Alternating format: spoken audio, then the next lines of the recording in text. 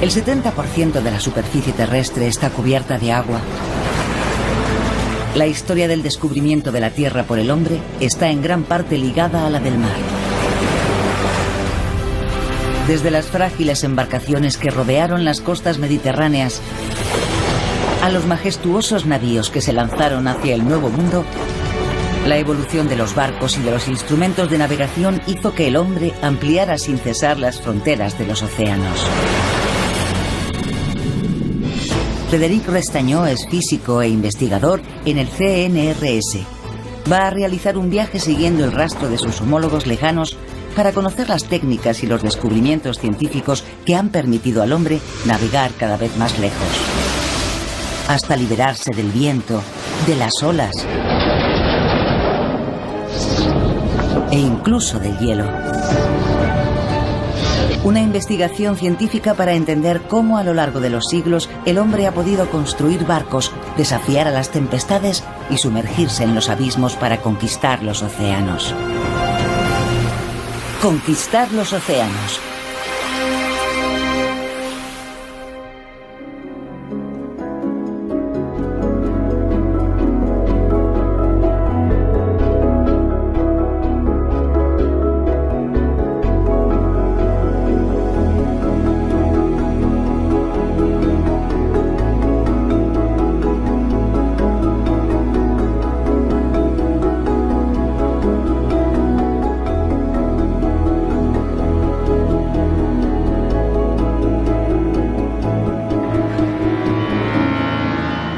Saint-Nazaire. En los astilleros STX se construyen gigantescos cruceros.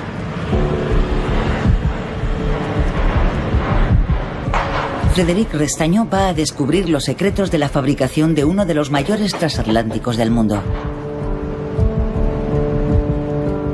El barco mide 315 metros de largo y 43 metros de ancho. Con un calado aéreo, es decir, la distancia entre el punto de flotación y la parte más alta del barco, de 65 metros. Una auténtica ciudad flotante que puede acoger a 7.000 pasajeros.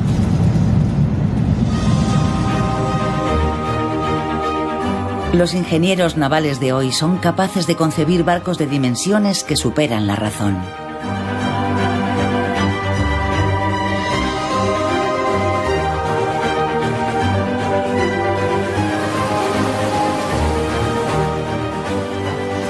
¿El tamaño de este barco no se puede superar o se pueden hacer barcos más grandes?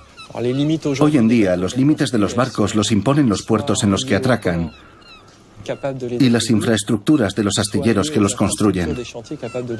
En el pasado había límites técnicos y siempre hemos conseguido resolverlos. De modo que si aparecen nuevos límites técnicos, seguro que sabremos superarlos. Superando los límites, ampliando las fronteras, así es como el hombre en unos miles de años se ha convertido en el señor de los mares. Es la historia de unos marineros y exploradores que a lo largo de los siglos han ido desarrollando técnicas de construcción naval cada vez más sofisticadas.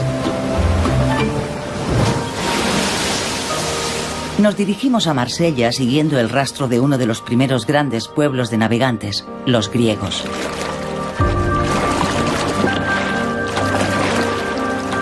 En el siglo VI a.C., unos colonos procedentes de Focea, ciudad griega de Asia Menor, llegaron en barco y fundaron Masalia. Se ha encontrado un yacimiento focense que data de esa época, hace más de 2.600 años. Algunos especialistas en arqueología experimental la han reconstruido de forma idéntica.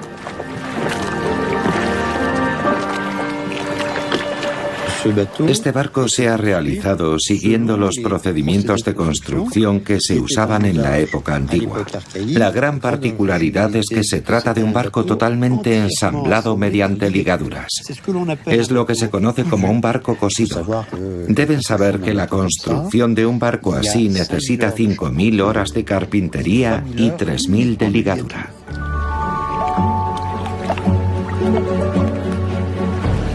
El Gyptis se ha construido con las técnicas que Homero describió en su narración de la epopeya de Ulises en la Odisea. También presenta el sistema de propulsión antiguo. Una vela cuadrada una hilera de remos y unos timones laterales a ambos lados del barco.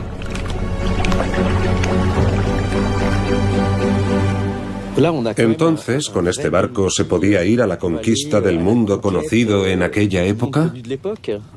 No precisamente.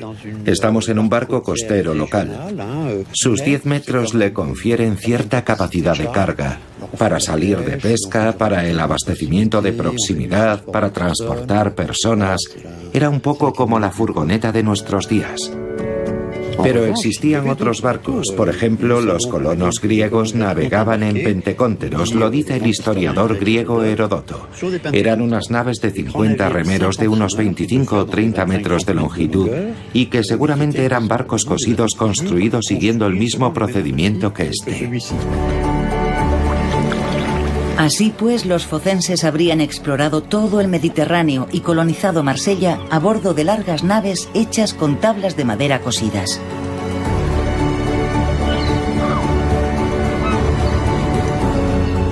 Una hazaña que despierta la curiosidad de la comunidad científica. Las herramientas digitales permiten comprender mejor las técnicas empleadas por los carpinteros de la antigüedad. Si nos fijamos con más detalle en la construcción, comprobaremos que están todos los elementos tradicionales de un barco de madera. Tenemos una estructura axial, la quilla, que es una pieza longitudinal de madera resistente, a la que añadimos dos elementos, el codaste en la parte trasera y la roda en la parte delantera. El conjunto constituye la columna vertebral del barco. A partir de la columna vertebral, vamos colocando el forro, es decir, las tablas que forman el exterior del casco del barco, y después se ponen los refuerzos transversales.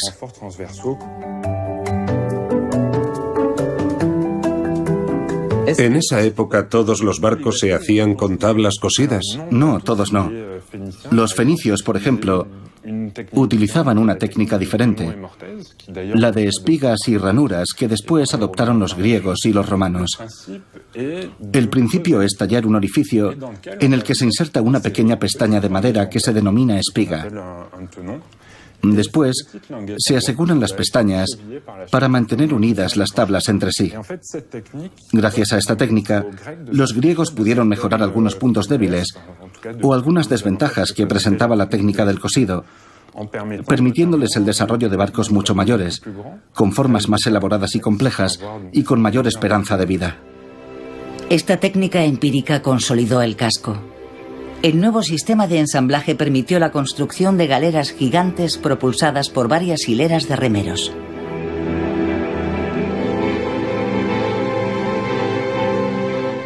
¿Qué conocimientos científicos se tenían en aquella época? Bueno, hubo algunas figuras como Arquímedes que en su Tratado de los Cuerpos Flotantes desarrolló una serie de pequeños problemas matemáticos sobre los barcos. En el siglo III a.C., el científico griego Arquímedes estableció el principio fundamental de la hidrostática. En su Tratado de los Cuerpos Flotantes explica que en razón de la gravedad, cuando un barco navega, su peso lo atrae hacia abajo, pero al mismo tiempo la presión del agua ejerce unas fuerzas sobre toda la superficie sumergida del casco. Arquímedes determina entonces una fuerza única, globalmente dirigida desde abajo hacia arriba y opuesta al peso del volumen de agua desalojado. Es el empuje de Arquímedes. Para que un barco flote, el peso del barco y el empuje tienen que equilibrarse. Si se carga en exceso, un barco puede superar el peso del volumen de agua desalojado por el casco, entonces el empuje de Arquímedes no es suficiente para equilibrar el peso del navío y se hunde. Si queremos aumentar la carga y evitar el naufragio, debemos aumentar el volumen del barco.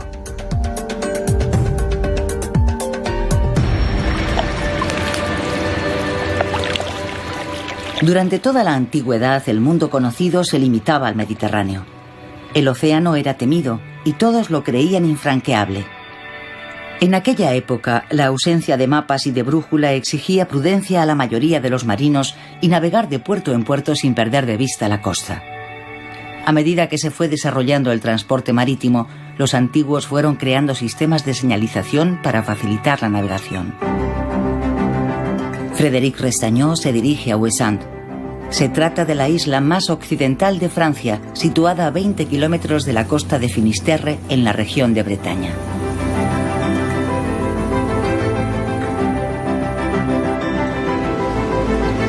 Se la conoce como la isla Centinela, por los 5 faros que la rodean para guiar a los marinos a lo largo de su costa accidentada.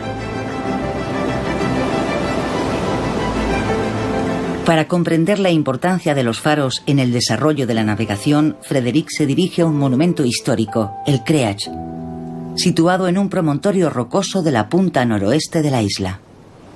El centinela de piedra fue edificado en 1863 y posee uno de los focos más poderosos del mundo.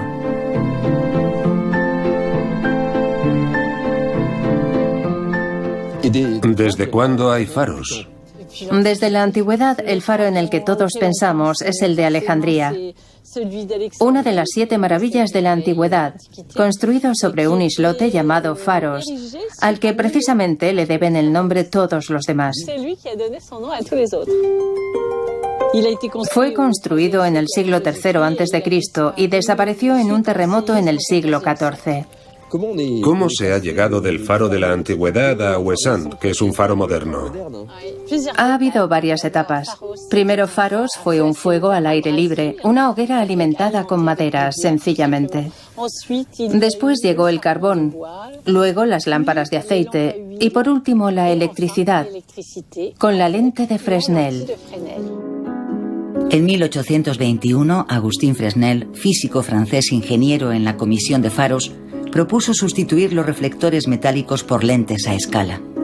Dichas lentes están formadas por un disco central convexo y unos anillos concéntricos que desempeñan el papel de prisma.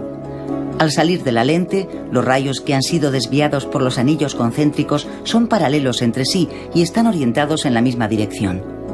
Este procedimiento permite evitar la difusión de la luz. Resultó ser tan eficaz que la lente de Fresnel fue equipando progresivamente todos los faros del mundo. Con estas lentes la luz llegará muy lejos. 32 millas, y si una milla marina equivale a 1852 metros, son casi 60 kilómetros. Es el más potente de Europa.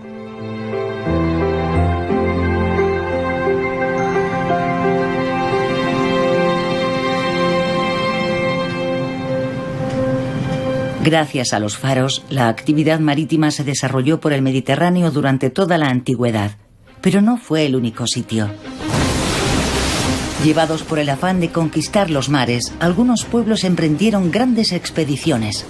Es el caso de los vikingos. A partir del siglo VIII, una flotilla de dracas sembró el terror en Occidente. Después de Europa occidental, estos navegantes excepcionales exploraron el Atlántico Norte, colonizando Islandia y Groenlandia. En abril de 2016, el Draken Harald Harfrash reprodujo su viaje más increíble, el que les llevó a América hacia el año 1000, es decir, 5 siglos antes que Cristóbal Colón.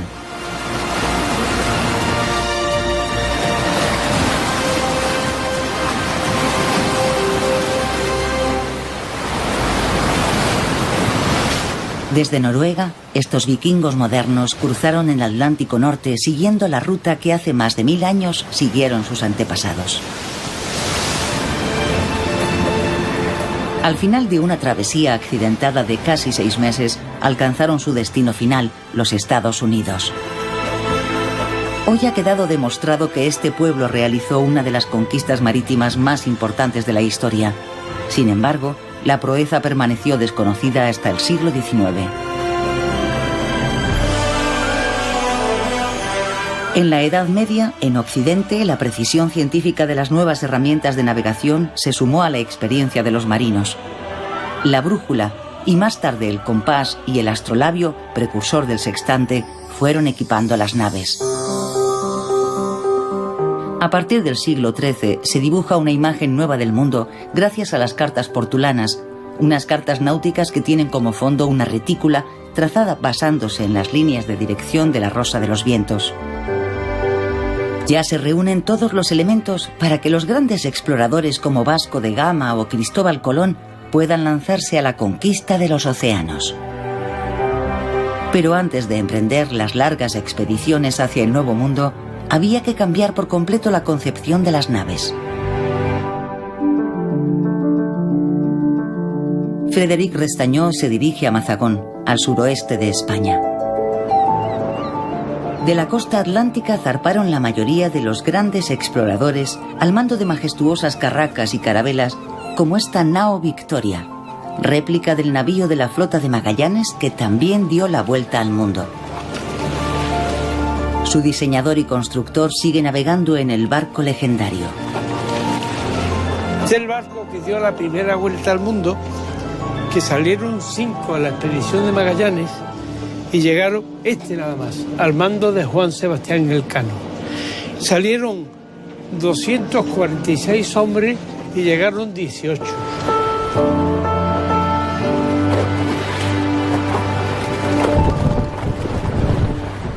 A diferencia de las barcas de la antigüedad, en la nao Victoria los remos han desaparecido, dejando espacio a 4 mástiles y casi 300 metros cuadrados de velamen.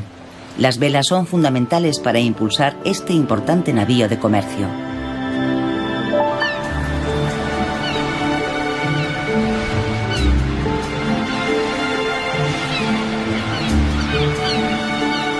¿Cómo supo cómo se había fabricado el barco?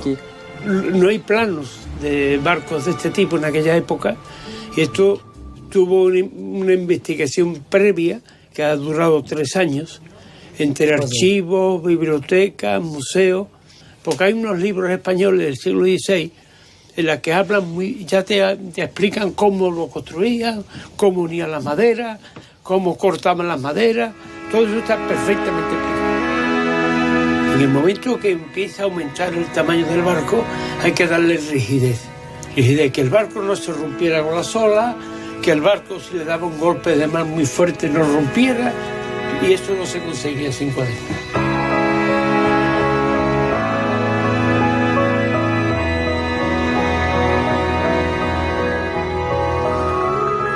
Lo primero que se construía eran las cuadernas, quiere decir, esto y la quilla. Esto, ¿no? Y una vez que ponían estas cuadernas, ellos iban poniendo la tablazón del forro, la iban poniendo de arriba hacia abajo, clavada también con clavos hierros, y estas piezas se llamaban baos. Y esto hacía una viga, se hacía una viga muy rígida.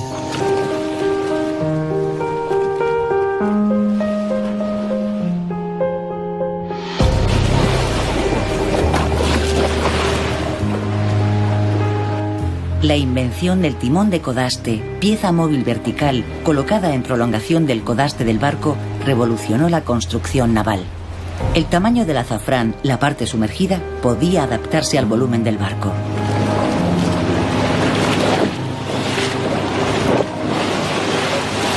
Ahora está dirigiendo el barco, pero no veo ninguna rueda. No. El pinzote ese fue antes de la rueda. Y fue un invento revolucionario, puesto que antes se llevaba desde abajo la caña. Era la caña y esto es, digamos, una transmisión. Sí, es el pinzote o el palo, la barra, que gobierna directamente el timón central. Mueve la caña de abajo y mueve el timón central que tenemos en popa. Si diriges el barco, si quieres ir a babor, giras la... ¿Y ha dado la vuelta al mundo con esto? Sí. Es increíble. Bueno, nosotros tenemos electrónica, tenemos información meteorológica. El Cano Magallanes no tenían nada. Solo...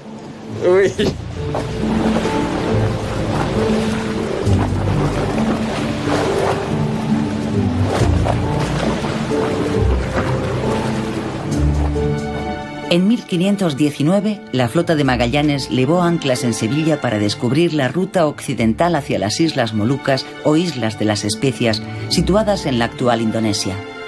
La expedición cruzó el Atlántico hasta Brasil, bordeó América del Sur y descubrió un paso hacia el Pacífico, el famoso Estrecho de Magallanes.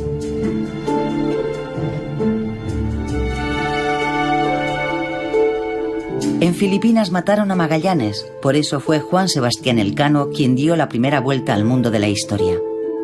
A su regreso a Sevilla, después de 3 años de viaje, aportó la prueba formal de la redondez de la Tierra.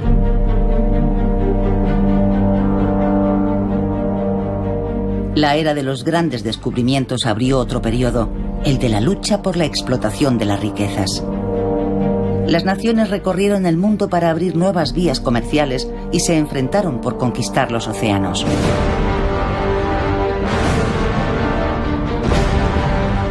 El Renacimiento consagró al galeón y luego a las fragatas, barcos de guerra con varias hileras de cañones. Pero la carrera por la superioridad naval y el aumento del tamaño de los barcos se acompañaron de un aumento del número de naufragios. Era frecuente la falta de estabilidad por la mala distribución de la carga. El ejemplo más impresionante fue el naufragio del Vasa en 1668. El rey de Suecia lo había encargado para que fuera el barco más poderoso jamás construido, pero naufragó con la primera ráfaga de viento nada más salir del puerto de Estocolmo. A finales del siglo XVII urgía trabajar sobre la estabilidad de los barcos. Pierre Bouguer, matemático y físico francés, publicó la solución en el Tratado del Navío, primera síntesis de arquitectura naval. Esta obra aportó el complemento indispensable al principio de Arquímedes para calcular científicamente la estabilidad de un barco. Cuando un barco sale al mar, se balancea, por las olas o el viento en las velas. Cuando el barco se inclina, la modificación del volumen de agua desplazada por el casco conlleva una variación del centro de empuje de Arquímedes. El conocimiento de la posición del centro de empuje y el progreso de las matemáticas permitieron a Pierre Bouguer calcular con precisión la posición del metacentro, permitiendo predecir la estabilidad del barco.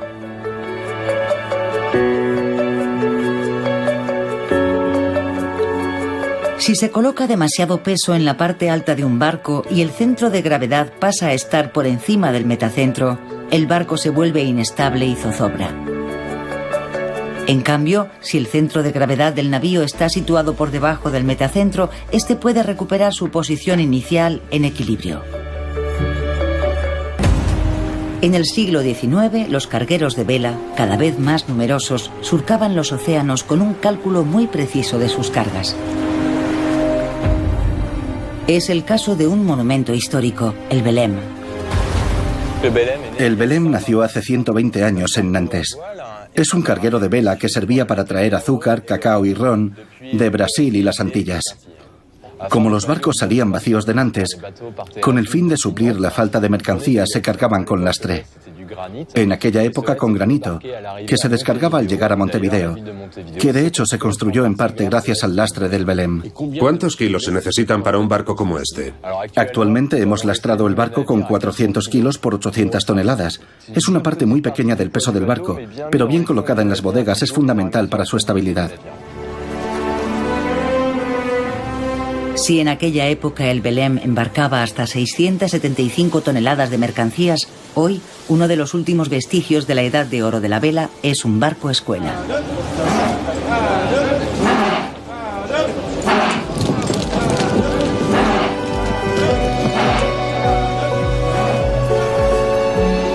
Se necesita una media de 1 hora de trabajo para desplegar la totalidad del velamen en una superficie de 1.200 metros cuadrados.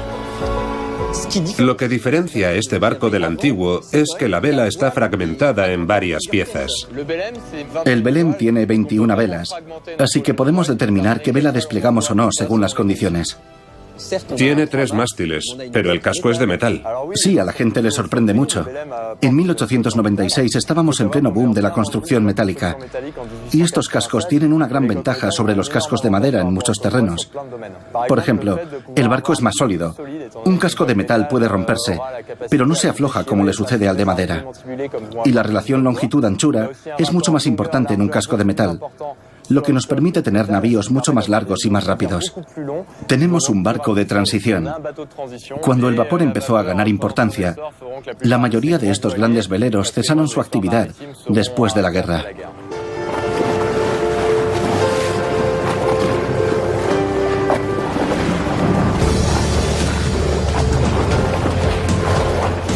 El Belém puede alcanzar una velocidad máxima de 12 nudos, es decir, alrededor de 22 kilómetros hora. A principios del siglo XX cruzó el Atlántico en menos de un mes. Gracias al vapor, el tiempo de trayecto se redujo a la mitad.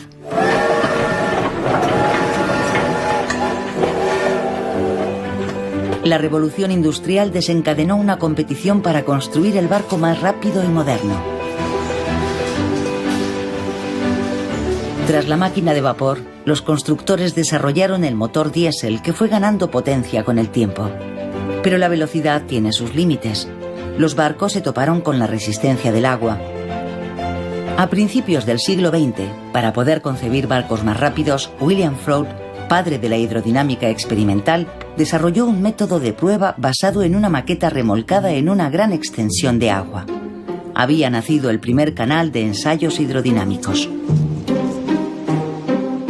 Las leyes de la hidrodinámica presentan propiedades de similitud. Los resultados obtenidos en maquetas pueden extrapolarse a navíos de tamaño natural. Modelos reducidos a escala 1/20 son sometidos a pruebas de propulsión y resistencia en condiciones extremas.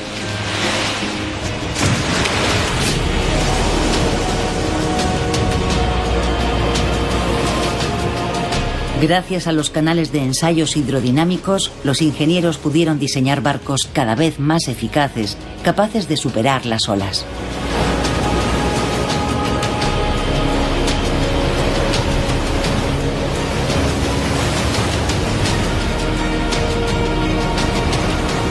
Pero al hombre todavía le quedaba un combate por librar para dominar todas las aguas del globo terrestre, la conquista de los polos. Tras las primeras expediciones científicas de Amundsen y Peary, todos ambicionaban llegar al Ártico y al Antártico. Se abrieron rutas comerciales permanentes a través de las aguas congeladas.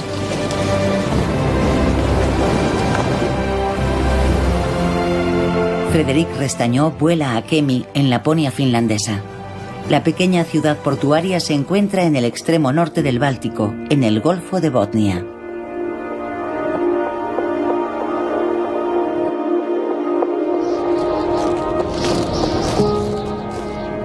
Las aguas de esta lengua de mar de 725 kilómetros de longitud están heladas la mitad del año.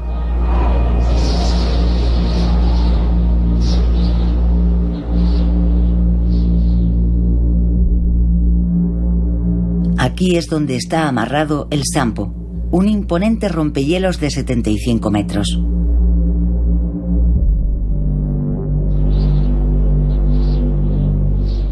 Está en servicio desde los años 60. Antes remolcaba los barcos que se habían quedado atrapados en el hielo. Hoy surca el mar helado realizando cruceros polares. Nuestro casco es mucho más resistente que el de los cargueros normales. Los barcos clásicos están hechos de placas de acero de entre 10 y 20 milímetros de grosor. En el caso de los rompehielos, el grosor es bastante mayor, 35 milímetros. Además, las estructuras de un carguero están separadas 60 centímetros. En el Sampo, la distancia se reduce a la mitad, por lo que en realidad tenemos una estructura doble. Además del casco reforzado, el Sampo cuenta con un potente motor que le permite surcar extensiones heladas.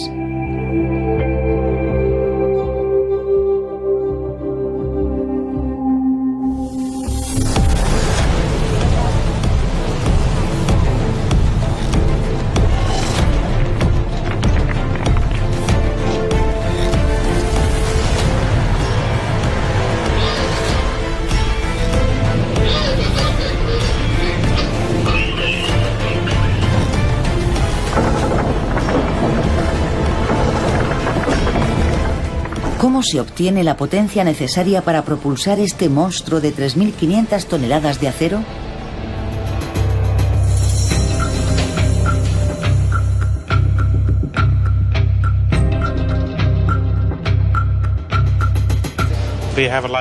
Tenemos 4 motores principales, cada uno de 2.000 caballos de potencia, lo que supone 8.000 caballos de potencia en total.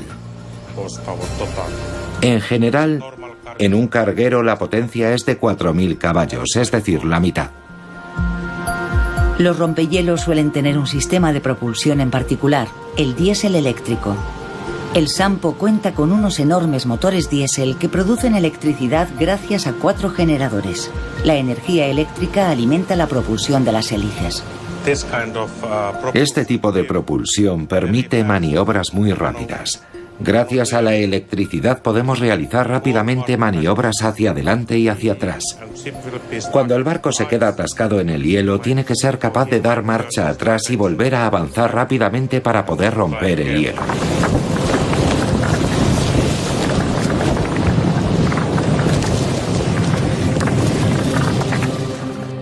¿Cómo consiguen romper el hielo estos barcos? El Sampo pesa el triple que un carguero del mismo tamaño, porque para romper el hielo se necesita un peso mucho mayor. Si lo comparamos con los barcos clásicos, la forma del casco es redondeada como un huevo. No hay quilla. Eso le permite subir con mayor facilidad al hielo para romperlo. Los bloques de hielo se deslizan bajo el barco y a continuación las hélices los empujan hacia alta mar.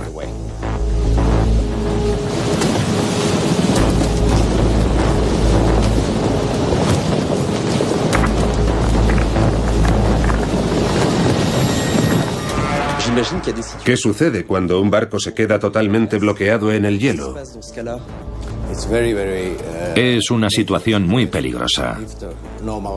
Si un carguero se queda atrapado en el hielo, el viento puede empujar la banquisa, ejerciendo una presión muy fuerte sobre el casco. El casco puede aplastarse, igual que yo aplasto una lata de gaseosa, por ejemplo. Puede producirse una avería en el barco, aumentando el riesgo de naufragio.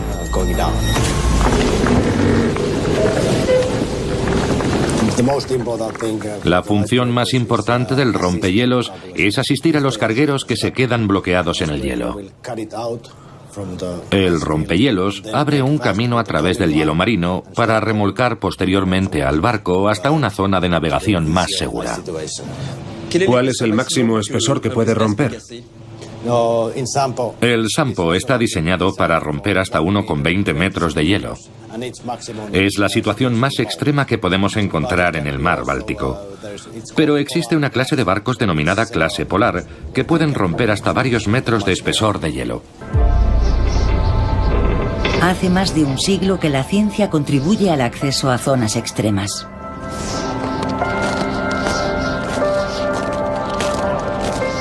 Pero la actividad humana también ha provocado el calentamiento global, algo que preocupa a la comunidad científica que ve cómo el hielo de los polos se funde cada año más.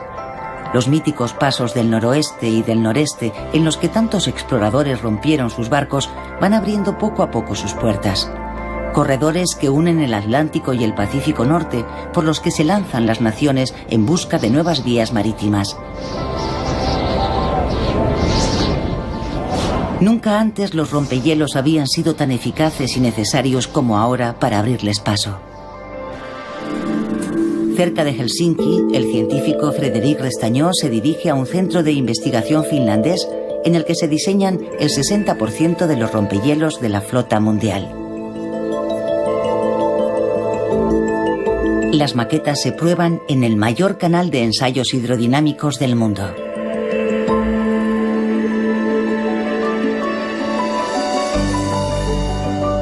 Hoy los ingenieros someten a prueba un modelo reducido de 5 metros de longitud, equivalente a un rompehielos de 1000 metros de longitud. En cuanto a la delgada capa de hielo de 14 milímetros, corresponde a una capa de 1 metro de espesor.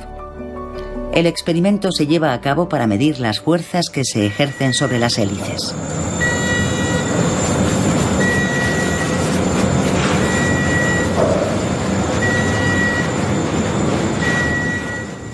Al romper el hielo, el barco va al revés.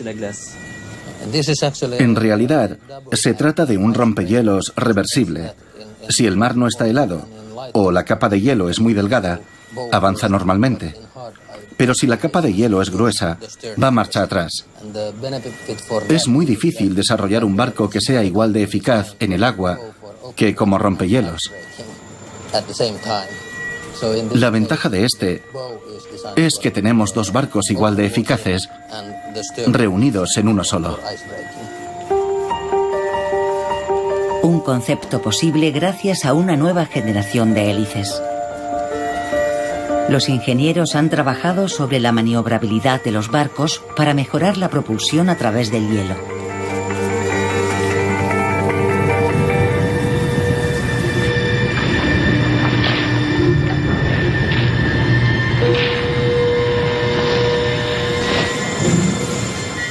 Una de las ventajas de los propulsores acimutales es que aportan mucha maniobrabilidad a los barcos.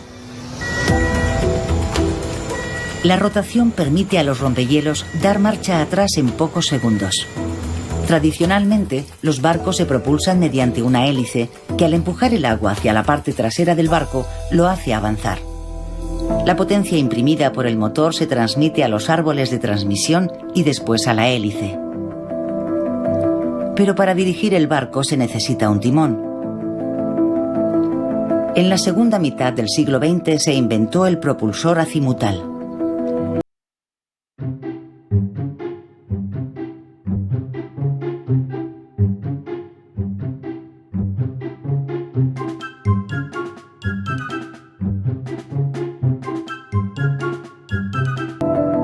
En la década de los 90 vio la luz del día el pod, la última generación de propulsores acimutales. Un invento finlandés que primero se utilizó en unos impresionantes rompehielos.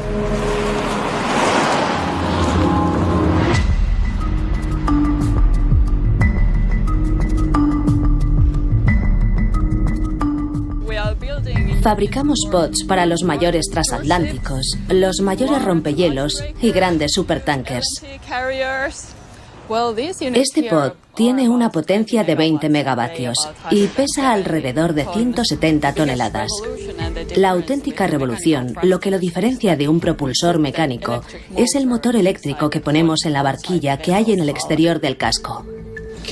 ¿Para qué se coloca un motor eléctrico en el interior de una barquilla?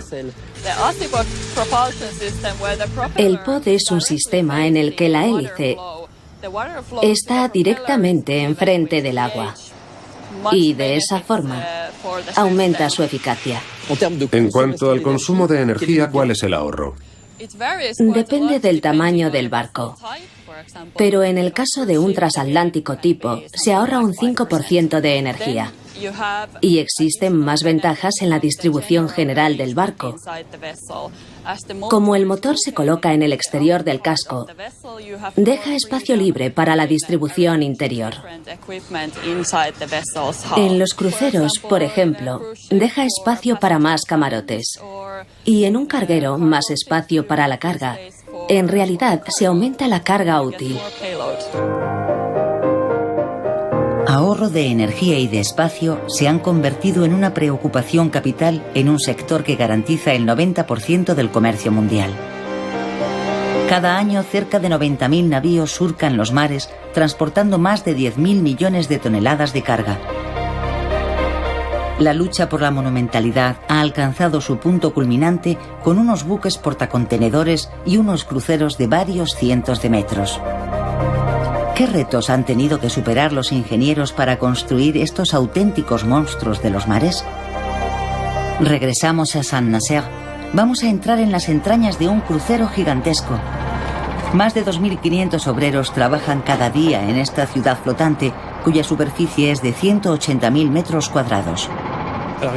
Estamos en el corazón del barco, en el paseo principal por el que caminarán los pasajeros durante el crucero. Parece muy largo. Mide entre 90 y 100 metros de largo.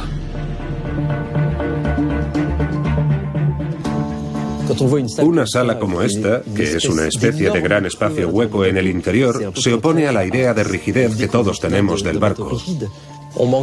Falta materia para ensamblar la rigidez. Realizamos muchos cálculos. Tenemos muchas formas de ocultar los elementos estructurales, que sin embargo están ahí, como postes, columnas y algunos paneles que están en el exterior de esta zona hueca.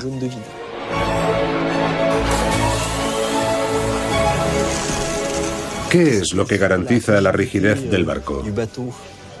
Usamos acero para construir los barcos, que es un material que garantiza la rigidez, y utilizamos puentes que confieren rigidez al conjunto.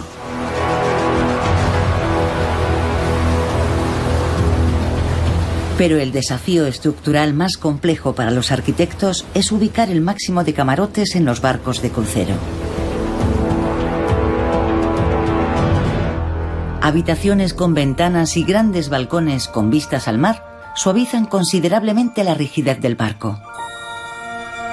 Para responder a las exigencias de los cruceristas y a la vez reforzar la estructura del barco, los ingenieros han colocado travesaños en cada puente. Entre los refuerzos de acero están los 2.246 camarotes del crucero. Nuestros camarotes llegan prefabricados y se terminan a bordo del barco. El requisito principal es la anchura. Es lo primero que se acuerda con el cliente. Por extraño que parezca, la anchura determina la distancia entre cada tensor transversal del barco. Los ingenieros tienen que adaptarse permanentemente a las exigencias de los armadores, incluyendo unos plazos de entrega récord. Fue necesario un año para construir y ensamblar los 80 bloques de este barco de 70.000 toneladas.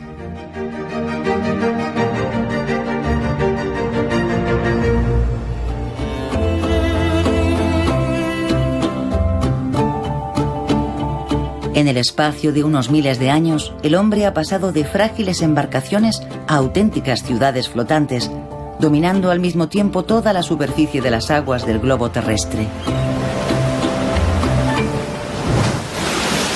Pero todavía queda por descubrir un universo inmenso. El mundo submarino, nuevo territorio de exploración, de conquista y de ensueño. Durante siglos las profundidades han inspirado a escritores. El más visionario, Julio Verne, escribió las aventuras del capitán Nemo en sus 20.000 leguas de viaje submarino. Los protagonistas de esta novela de aventuras exploraban el fondo de los océanos equipados con escafandras, una tecnología que en el siglo XIX estaba dando sus primeros pasos. Antes de la escafandra autónoma de Cousteau-Gagnan, el mar era un espejo de 360 millones de kilómetros cuadrados. Realmente no llevamos mucho tiempo explorando para conocer la vida submarina. Cristóbal Colón aportó al mundo occidental América, con sus indios, dicho sea de paso. Pero América no es muy grande. Cousteau nos abrió 3/4 partes de nuestro planeta. 360 millones de kilómetros cuadrados de superficie. Un volumen rico en miles de especies extraordinarias. Ese es el legado de Cousteau. En inmersión, la presión suele expresarse en bares.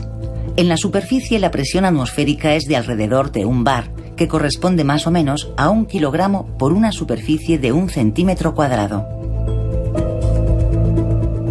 Cuando el submarinista desciende, la presión aumenta alrededor de 1 bar cada 10 metros. Los pulmones se comprimen. Para que no se aplasten, es necesario que el aire respirado se oponga a esta compresión. En 1943, el comandante Cousteau y Émile Gagnan crearon un descompresor.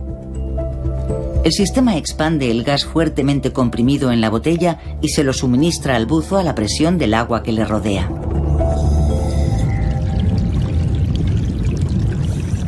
Gracias al submarino, el hombre pudo descender a mayor profundidad.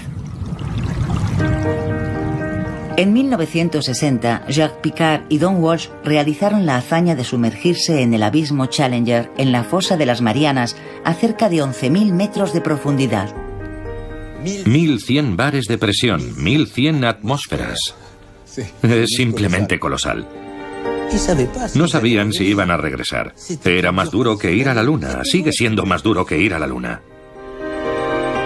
Además de ser toda una hazaña, la inmersión histórica demostró la existencia de vida en las zonas abisales.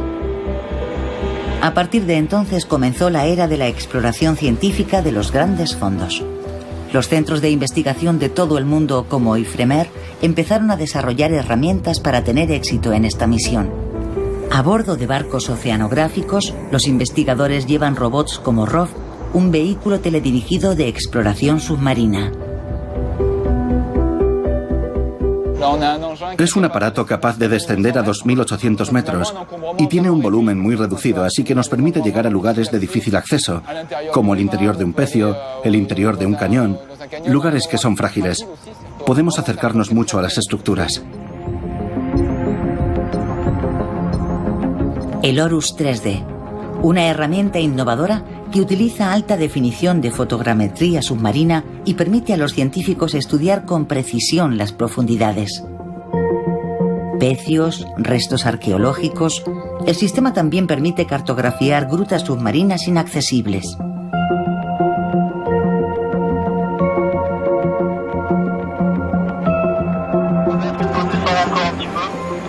Vale, recibido.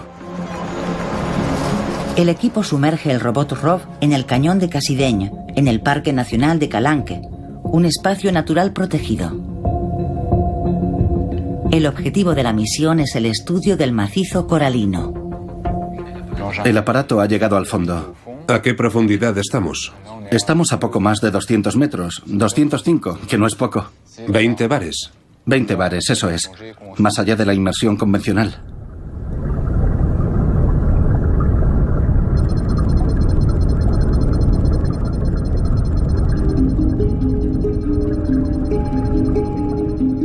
¿Es el resultado que hemos visto antes?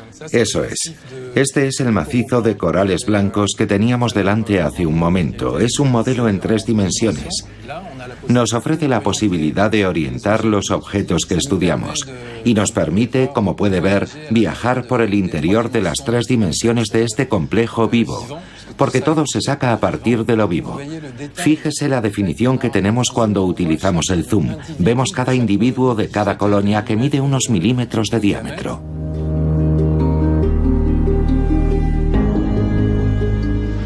Tener unos archivos en 3 dimensiones permitirá en el futuro volver a estos puntos que hemos identificado y saber si ha crecido, si ha muerto, si se han instalado otras especies.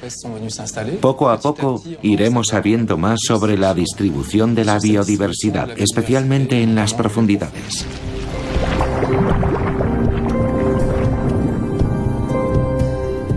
Los océanos profundos de más de 200 metros representan alrededor del 66% de la superficie del planeta. Han permanecido inaccesibles durante mucho tiempo, pero ahora están al alcance del hombre. Y en 1977 desvelaron su mayor misterio.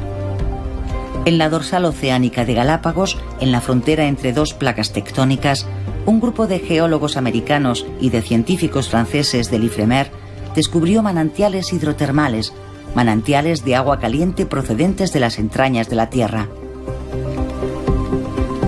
Atónitos, los científicos habían encontrado una profusión de vida en el entorno hostil de los volcanes submarinos.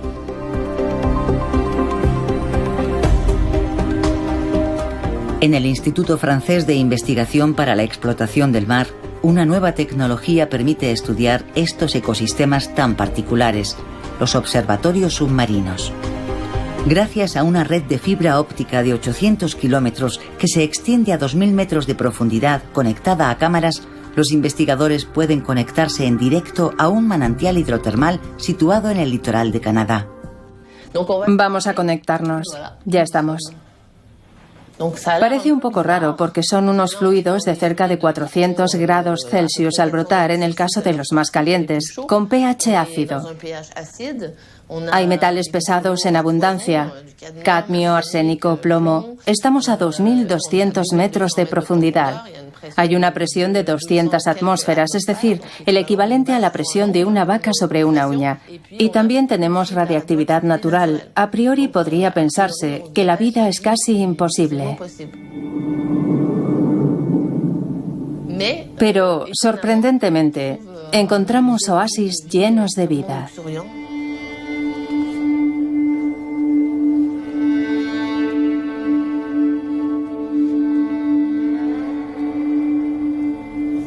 ¿Qué temperatura tenemos?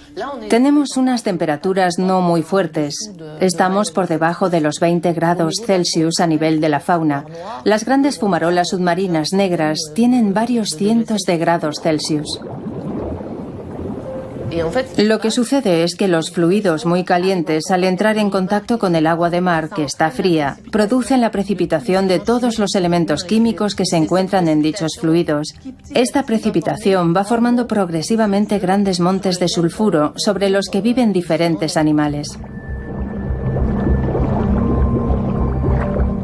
Tenemos al lado un mundo totalmente desconocido. Ustedes son los nuevos exploradores. Sí, pero de nuestro planeta, que es lo más sorprendente. Apenas conocemos entre un 5 y un 10%. Es mucho lo que nos queda por explorar. ¿Llegaremos algún día a tener un conocimiento perfecto de este mundo misterioso que durante siglos ha atraído y apasionado a científicos y exploradores? No conocemos nada del universo marino. Hay innumerables cosas por descubrir, por describir y por comprender. Nos sumergimos en un infinito vertiginoso. Vertiginoso. Debemos ir a ver lo que sucede bajo el mar. La tecnología y el ingenio humano nos proporcionan la posibilidad de ir a explorar un nuevo campo que se abre ante la humanidad.